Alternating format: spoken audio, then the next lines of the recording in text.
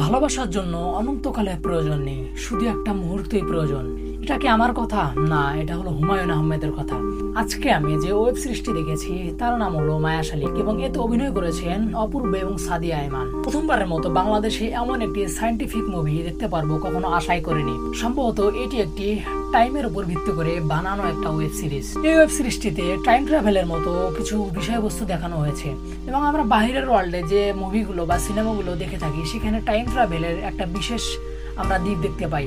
এবং বাংলাদেশের এই প্রথম ওয়েব সিরিজ যেটা আমাকে অবাক করে দিল, টাইম ট্রাভেলের মতো একটা অসাধারণ জিনিস এই ওয়েব সিরিজে ফুটিয়ে তুলেছে যে একটা মানুষ কিভাবে এক টাইমিং থেকে অন্য টাইমিং এ যেতে পারে। এই ওয়েব সিরিজটা সাধারণত রোমান্টিক এবং টাইম ট্রাভেলের উপর ভিত্তি করে বানানো হয়েছে, যেখানে একটা সময় 2010 সাল চলমান থাকে এবং অন্য একটা সময় 2013 সাল চলমান থাকে। 2010 সালে এবং 2013 সালে দুইটা মানুষ থাকে এবং এই দুইটা মানুষের মধ্যে টেলিফোনে সায়েন্টিফিক্যালি যেভাবে হোক তাদের মধ্যে যোগাযোগ হয়ে যায় এবং এই যোগাযোগের মাধ্যমে 2010 সাল থেকে 2013 সাল এই দুইটা টাইম লাইনে দুইজন যোগাযোগ করতে থাকে।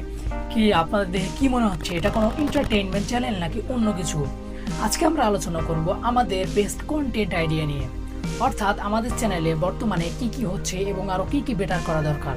বর্তমানে আমার একটা চ্যানেল আছে যার নাম হলো আননোন পাই এবং আননোন পাই আমি চেষ্টা করি যে আমার প্যাশন অনুযায়ী আমি মোটিভেশনাল কথাবার্তা মানুষের সামনে বোঝানো এবং আমি চেষ্টা করি আমার ভেতরে যতটুকু জ্ঞান আছে এই জ্ঞান অনুযায়ী মানুষের সামনে কথা বলা তুলে ধরার এবং আমি নিজেকে বিশেষভাবে ইমপ্রুভমেন্ট করার চেষ্টা করতেছি।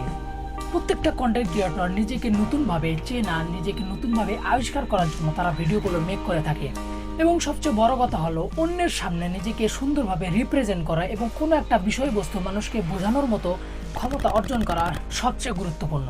এবং আমার মনে হয় আমি যদি কোনো জ্ঞান বা কোনো কিছু একটা শিক্ষা মানুষকে সুন্দরভাবে বোঝাতে পারি তাহলে এর মতো ভালো আর কি হতে পারে। এই মুহূর্তে আমার কোনো নেই ভালো কোনো ক্যামেরা, মানে ভালো কোনো মাইক অথবা যে কোনো কিছু, তবে আমি চেষ্টা করতেছি যে মানুষের সামনে নিজেকে কীভাবে আর একটু ভালোভাবে রিপ্রেজেন্ট করা যায় এবং নিজেকে কীভাবে আর একটু উন্নত করা যায়।